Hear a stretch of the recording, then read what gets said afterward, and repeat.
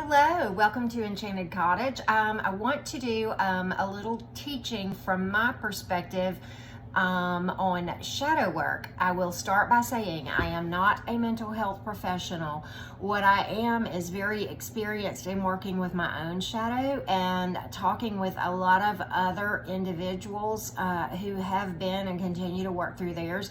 I am not done yet. The thing that we need to understand about the shadow work and shadow, as long as we are in a human body, we're going to have a shadow. We all have a shadow self, and you can't get rid of the shadow self. Now, you can heal it from my experience, in that it's not going to go away.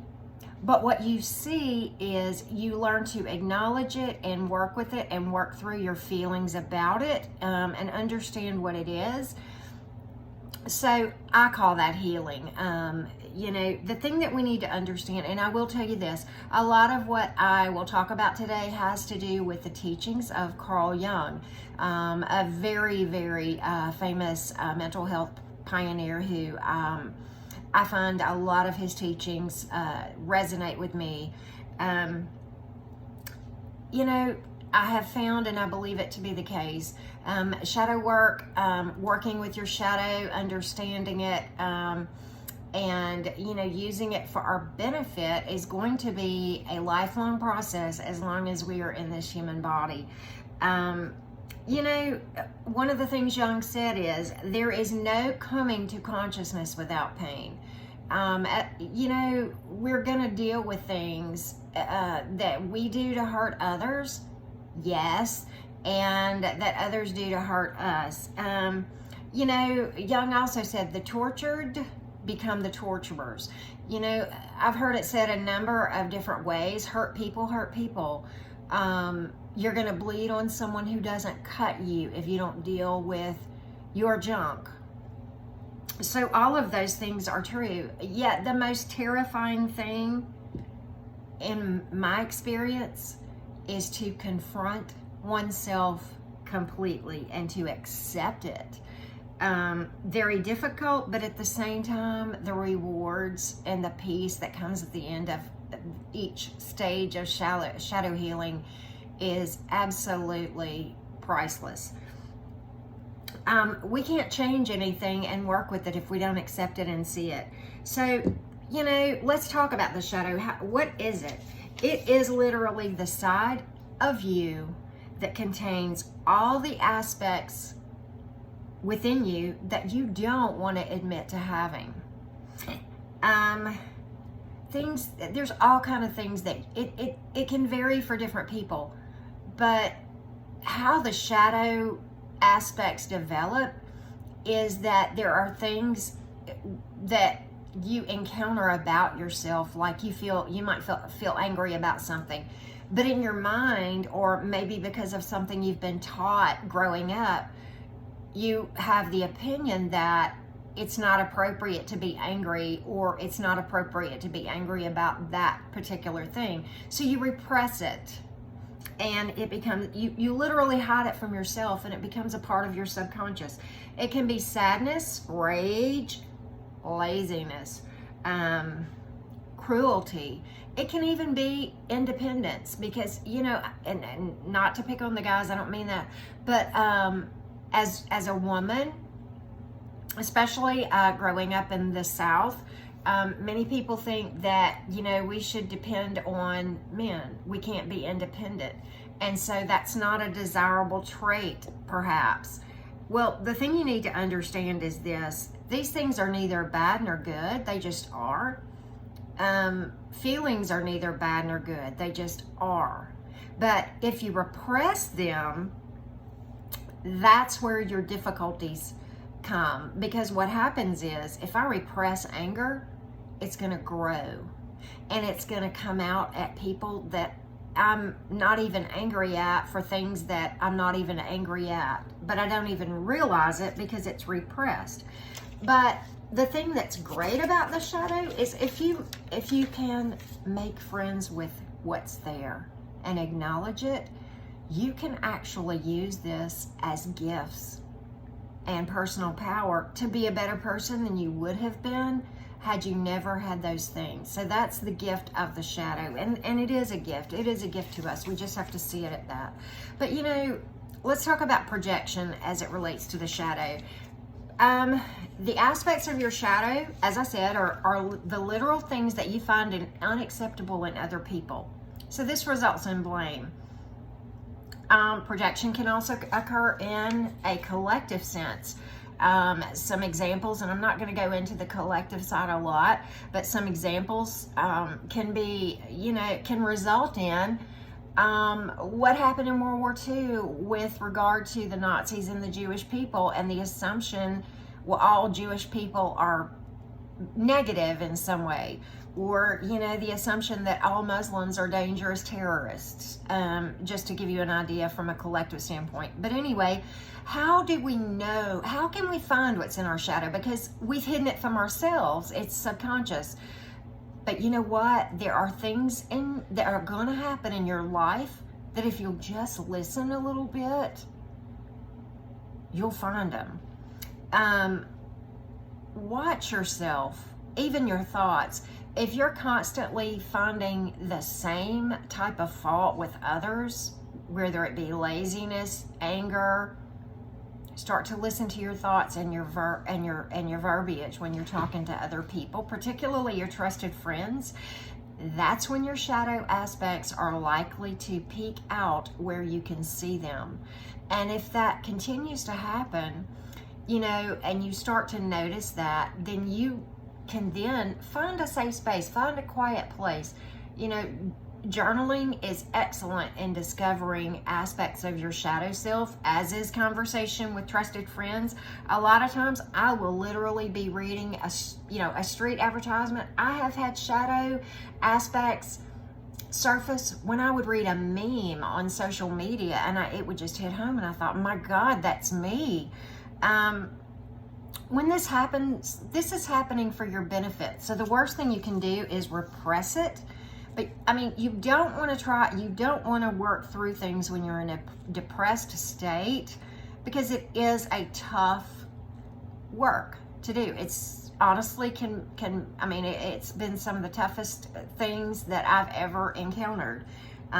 So I will just say that, you know, that's the case. Oftentimes in the shadow work, my spirit guides will drag me and just make me sit down and see this about myself, because, you know, I'm not going to become better and happier and more at peace until I work through certain things.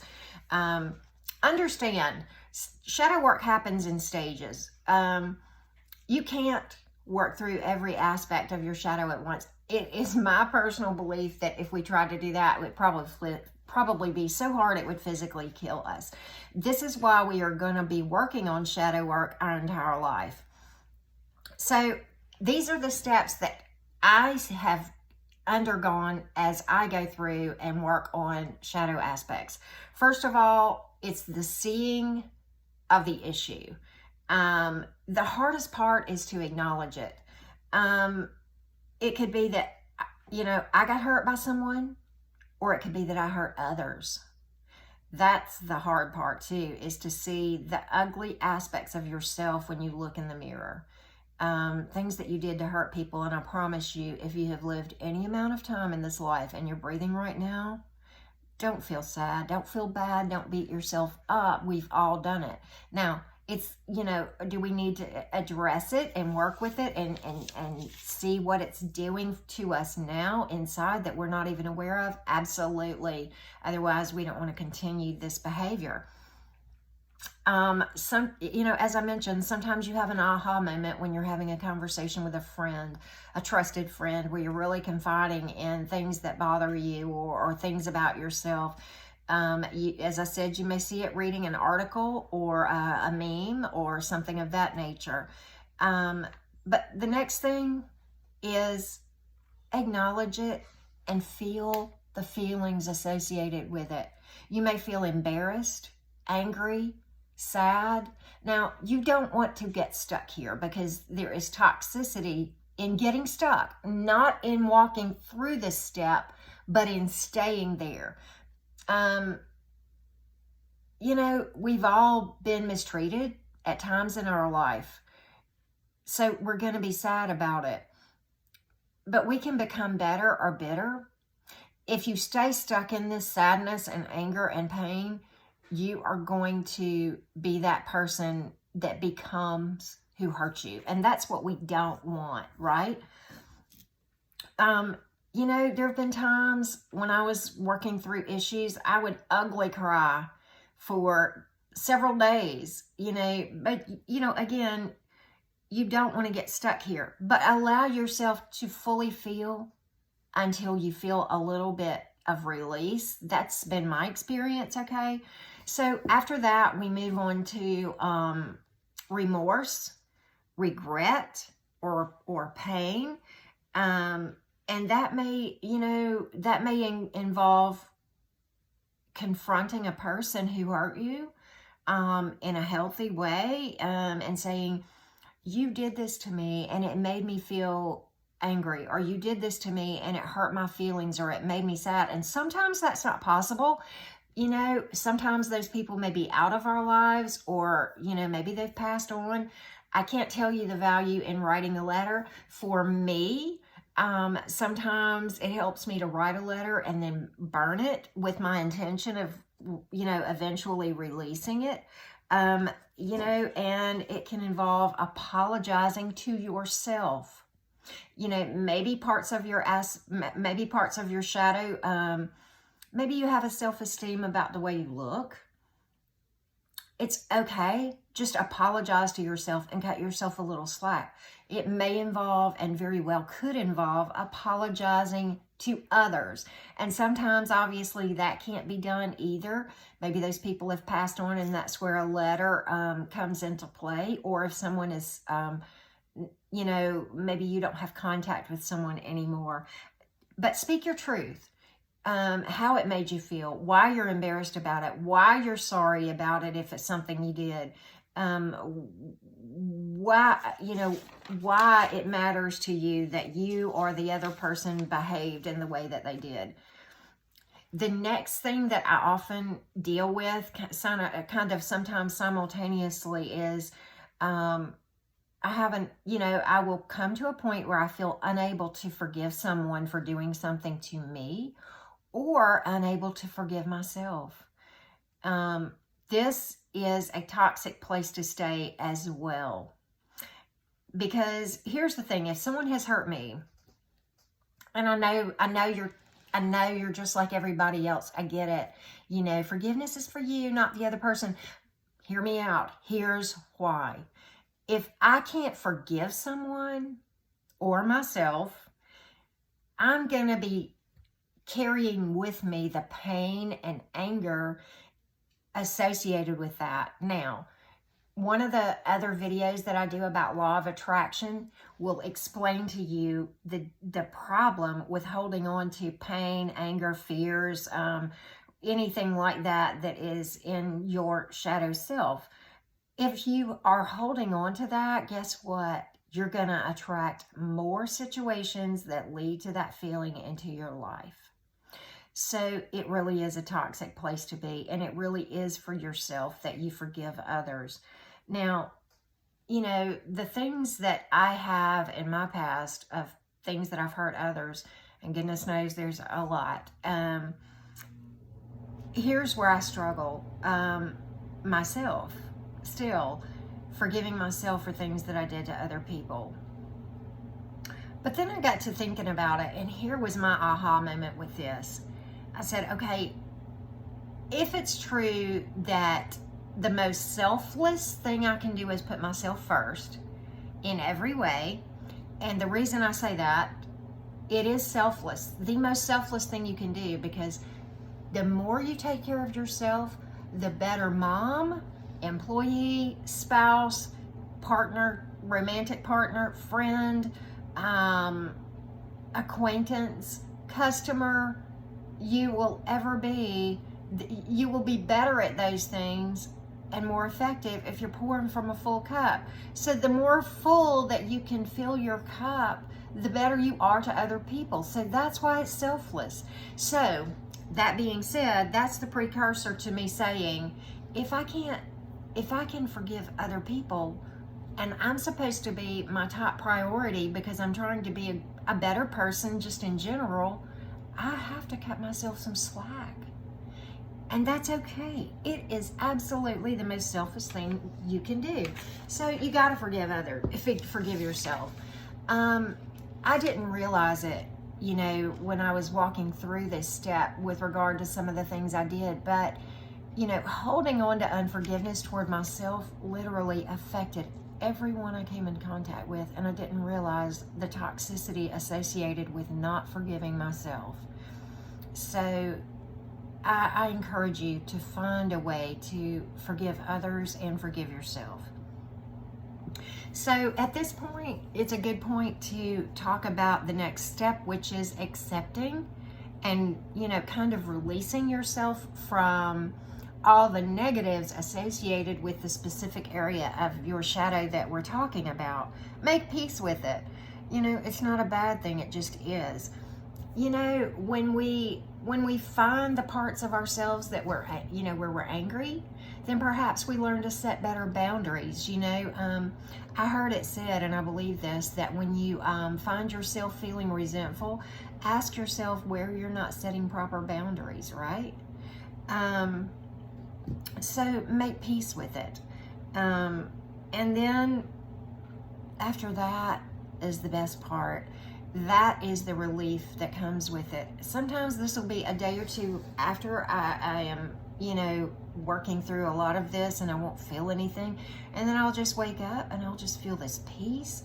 And it's almost like I feel like I weigh less, like physically less pounds than I did the day before. That's the only way I know to describe it. That is my experience. And again, I am not a mental health professional, but this is my experience. So after that, I will say this.